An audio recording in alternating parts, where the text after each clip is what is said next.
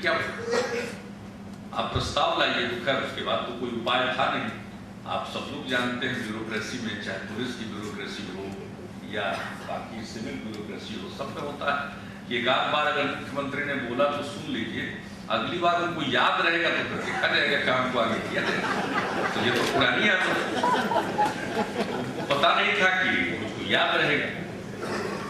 तो फिर पुलिस भवन निर्माण निगम को जिंदा करने का प्रस्ताव आया और फिर हमने कहा जिंदा ऐसे नहीं होता, काम देना पड़ता। तो एक निर्णय हम लोगों ने लिया कि पुलिस से संबंधित जितने भवन, उन सब भवनों का निर्माण तो पुलिस भवन निर्माण निगम के माध्यम से होगा ही, उनका रख रखाव भी इनके माध्यम से होगा। और भवन निर्माण विभाग से वो काम हटाकर इनको किया गया और उसी हिसाब से ये तय किया कि रख रखाव के लिए, मेंटेनेंस के लिए जो एक फंड का एलोकेशन होता है वो किया जाना चाहिए। तो इससे सिलसिला प्रारंभ हुआ। तो जब थानों की स्थिति खराब थी भवनों की, तो एक हम लोगों ने तय किया कि भाई प्रत्येक एसपी को ये कहा गया कि साहब आप एक थाना तय कर लीजिए सबसे पहले अपने जिले का।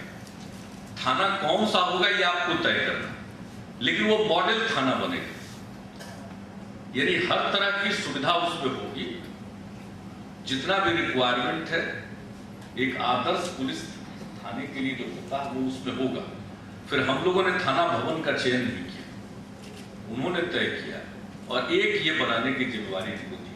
कुछ पुराने काम इनके थे, वो काम तो ये कर ही रहे, उस समय कॉस्ट एस्केलेशन हो गया, कई तरह की बातें थी। और फिर नए पुलिस लाइंस, फिर नए थाना भवन, फिर जो नक्सल प्रभावित इलाके हैं उसमें कुछ और मजबूत थाना भवनों का निर्माण करना है। तो ये सारा काम इनको दिया गया, जिस चर्चा कर रहे थे वसु गुप्ता जी, तो उसमें काम शुरू हुआ, लोगों को अच्छा लगा। अब जो नए थाना भवन हमारे बिहार में बन रहे हैं, अब देखिए पुलिस का चेहरा भी दूसरा इमर्ज करना चाहिए।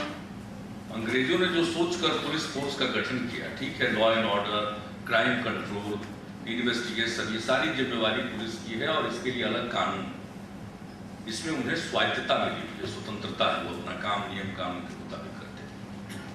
लेकिन जो एक चेहरा होता है उसमें भी बदलाव होना चाहिए। तो भवन भी एक चीज होती है, एक सिंबल होता है। लोग कहाँ जाते हैं FIR दर्ज कराने?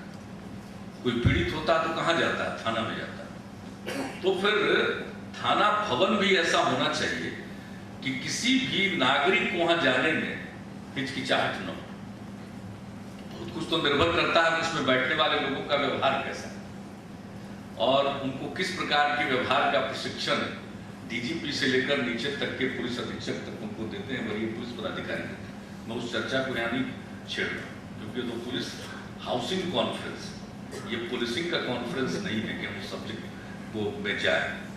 लेकिन एक चीज जो होती है जो किसी के मन पर असर डालती है वो है भवन का स्वरूप। तो अब नए भवन जो हमारे यहाँ बन रहे हैं, मैं इतना कह सकता हूं कि अनेक लोगों ने मुझसे कहा होगा कि आप लोगों का थाना भवन अच्छा लगता है।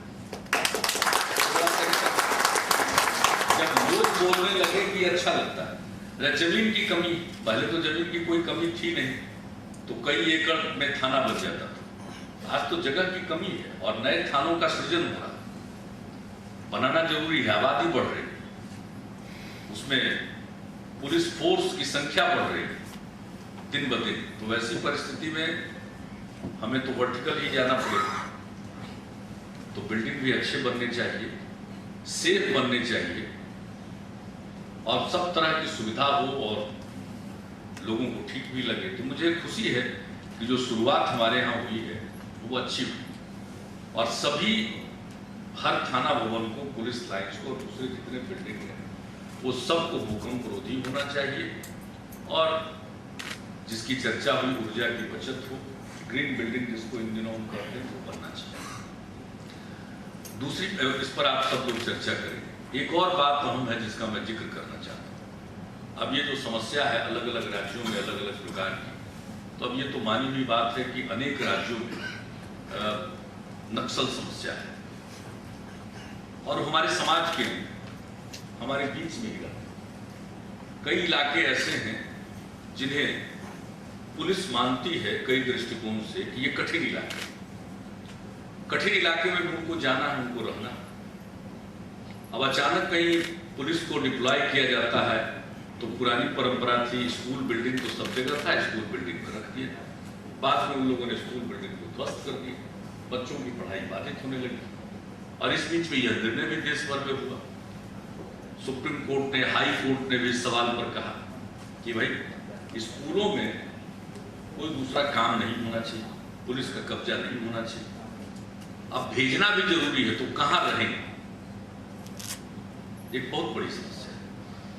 तो मैंने अपने अधिकारियों को और पुलिस भवन निर्माण निगम को भी एक अरसा पहले, और मैं समझ रहा हूं कि सामने हमारे बैठे हुए हैं नील बनी जी, ये डीजीपी थे, तभी चर्चा हुई। और अभयानंद जी अभी हमारे डीजीपी हैं, इनसे भी चर्चा हुई। भाई पुलिस भवन निर्माण निगमों को, हाउसिंग कॉर्पोरेशन को इतना सक्षम होना चाहिए कि उनके पास प्री फैब्रिकेटेड मटेरियल्स हों, उनकी कैपेसिटी इतनी, मटेरियल भी हो उनके पास, और उनकी क्षमता भी, इंजीनियरिंग क्षमता और अन्य क्षमता भी हो। कहीं पुलिस को भेजना है, वहां उनको कई दिन रहना पड़ेगा, वहां कोई दूसरा मकान नहीं, तो उनके लिए ऐसा मकान बनना चाहिए जो, जिसकी चर्चा अभयानंद जी कर रहे हैं, उनके ऑपरेशनल रिक्वायरमेंट के अनुरूप हो। तो बहुत समय भी तो नहीं, 2 दिन में, 1 दिन में, 3 दिन में उसको खड़ा कर देना। तो इतना सक्षम होना चाहिए कि उनको हम सीधे गाड़ियों पर ले जाएं, या फिर जिस तरह का डिफिकल्ट एरिया हो और दूसरे वाहन से हम ले गए, और वहां हमने 2 दिन में, 3 दिन में खड़ा कर दिया, पूरे पुलिस प्रोटेक्शन में हर तरह से उसको खड़ा किया, और फिर वहां से लोग पहुंचा संभाल सकते हैं, वहां रह सकते हैं, हर तरह की सुविधा होती, ये कैपेसिटी हो। तो मैं समझता हूं कि अब इतने बिल्डिंग मटेरियल्स का विकास हुआ। अब जो साधारण तरह का कोटा केबिन बनता है उससे तो पुलिस का काम चलने वाला नहीं, वो दफ्तर के लिए, साइट ऑफिसेज के लिए है, लेकिन कहीं आउटपोस्ट के लिए या अग्रिम मोर्चा के लिए तो उस तरह का स्ट्रक्चर नहीं चलेगा। इसलिए उसके जो मटेरियल होने चाहिए वो मटेरियल बुलेट प्रूफ होने चाहिए, सेफ होने चाहिए। तो इस तरह की कैपेसिटी क्यों नहीं बनाई जा सकती? और मैं समझता हूं इसमें धन की जो आवश्यकता होगी वो तो जरूर होगी, लेकिन इसमें धन ज्यादा, जिसको कहिए महत्वपूर्ण पहलू नहीं हो, एक महत्वपूर्ण पहलू होता है, लेकिन जहां आप कोई ऑपरेशन करने वाले हैं, जो उस समय का रिक्वायरमेंट है, वक्त का रिक्वायरमेंट है, ऑपरेशन के दौरान कोई फेलियर होता है तो कितना डिमोरलाइजेशन होता है, स्टेट में डिमोरलाइजेशन होता है। तो जो पुलिस का खर्च है या इस तरह के कार्यों के लिए जो पुलिस के लिए पैसे की जरूरत है, वो राशि कितनी लगेगी वो इंपॉर्टेंट नहीं, वो क्वालिटी होनी चाहिए और जो हमारा मकसद है उसके अनुरूप होना चाहिए।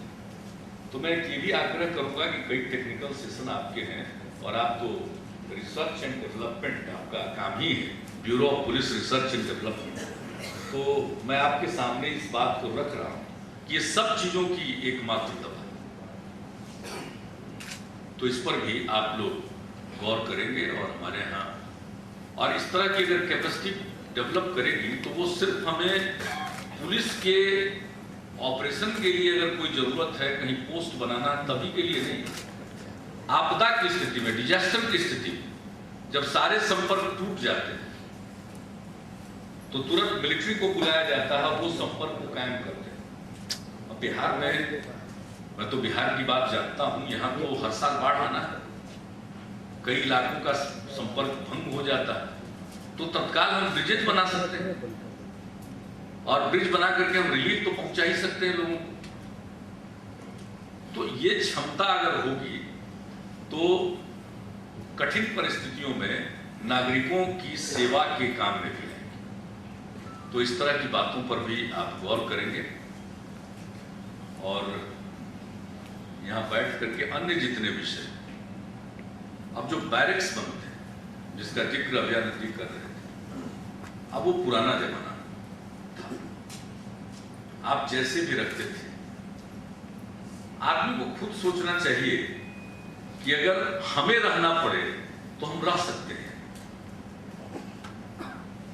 तो जो नीति बनाने वाले लोग हैं या पुलिस फोर्स का नेतृत्व करने वाले लोग हैं, अफसर हैं, इनको सोचना चाहिए। मैं तो तैयार हूं इस बात में कि भाई ये तो जरूरी खर्च है, पुलिस लाइन्स तो होना ही चाहिए और बेहतरीन होना चाहिए। तो उसमें जो बैरक पुलिस वालों के रहने के लिए बनते हैं, वही बैरक भी तो ठीक हो। अब हमने जो देखा, हम तो कभी कभी निरीक्षण में नहीं, अभयानंद जी ने तो निरीक्षण करा दिया, लेकिन पटना के पुलिस लाइन्स में जाने का मौका मिलता है, कोई निरीक्षण में नहीं। हमारे पुलिसकर्मी कुछ उत्सव मनाते हैं, एक दो पर्व पर वो बहुत सेंसिटिव रहते हैं, और एक परंपरा है कि उन पर्वों पर मुख्यमंत्री जो भी रहते हैं जाते हैं।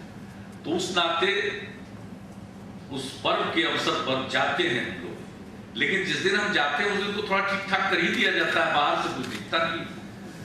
लेकिन अंदर जो रहने की स्थिति है वो लिविंग कंडीशन नहीं, हाइजीनिक कंडीशन तो छोड़ दीजिए, इंसान के रहने लायक नहीं। तो हमें पुलिस लाइन्स भी ऐसे बनाने चाहिए और उसमें पुलिसमैन के रहने की जगह भी ऐसी होनी चाहिए। और अब एक नई जरूरत आ रही, पहले महिलाओं की संख्या पुलिस बल में कम थी और अब वो संख्या बढ़ती जा रही है, तो उनकी भी जरूरत है। उनकी जरूरतों को देखते हुए भी कि कैसे रखें, जब भी हम कोई पुलिस लाइन्स का निर्माण करें या हमारे जो अभी के पुलिस लाइन्स हैं उनको हम ठीक ठाक करें, तो इन बातों का ख्याल रखें कि जो भी रहने की जगह है, जितने लोगों के रहने की जगह है, और पहले तो मैंने जैसा कहा भाई पहले जगह की कमी नहीं थी तो सिंगल स्टोरेज चलता था, अब तो मल्टी स्टोरेज बिल्डिंग्स बनेगी।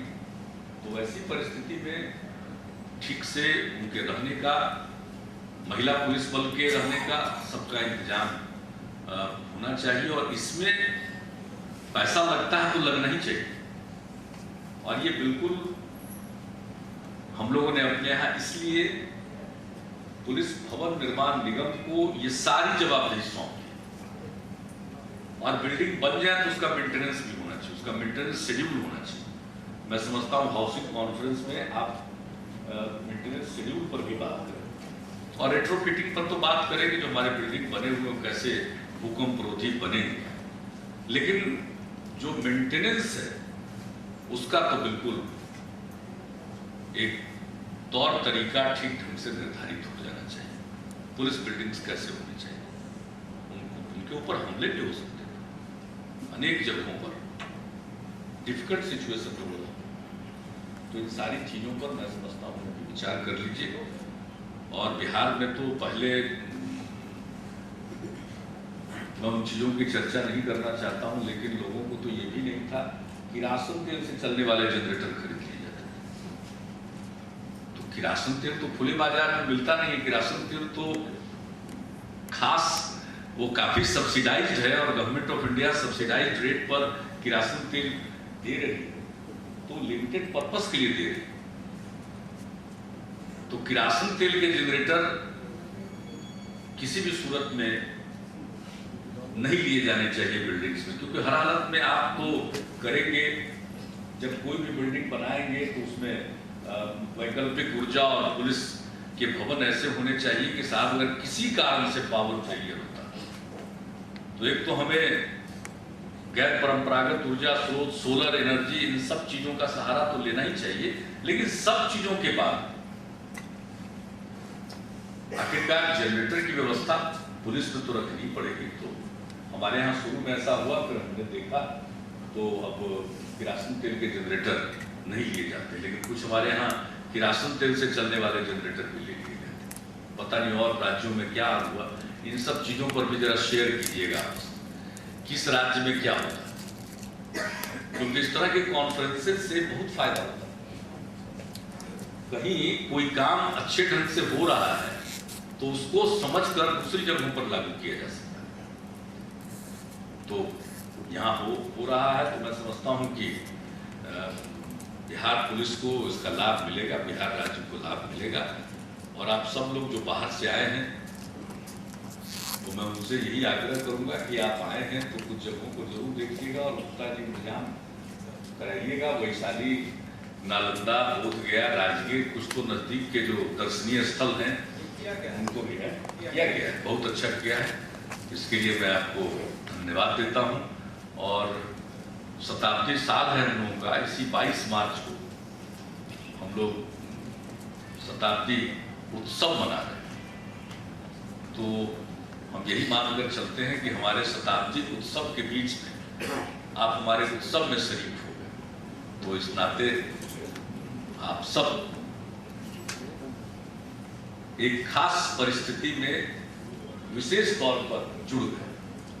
और बिहार में जो कुछ भी उत्तर होगा, मैं समझता हूँ पुलिस भवन के निर्माण के क्षेत्र में इस कॉन्फ्रेंस में आए हुए लोगों को भी हम श्रेय देना नहीं भूलेंगे। तो इन्हीं शब्दों के साथ आप सबका फिर से स्वागत, बहुत बहुत धन्यवाद।